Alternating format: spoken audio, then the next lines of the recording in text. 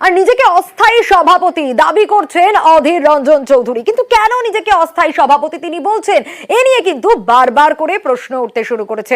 নিজেকে অস্থায়ী সভাপতি দাবি অধীর রঞ্জন চৌধুরীর, কি বলেছেন তিনি শুনুন।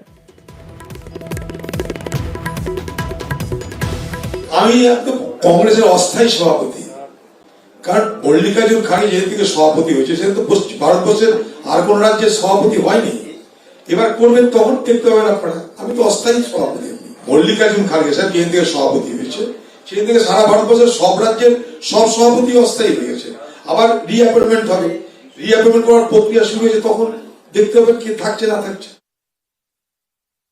এইটা হচ্ছে একটা টেকনিক্যাল ব্যাপার, কারণ আমাদের অল ইন্ডিয়া কংগ্রেসের যিনি সভাপতি খাড়গেজি নির্বাচিত হওয়ার পর পরবর্তীকালে তার রিসাবলিং করার কথা ছিল।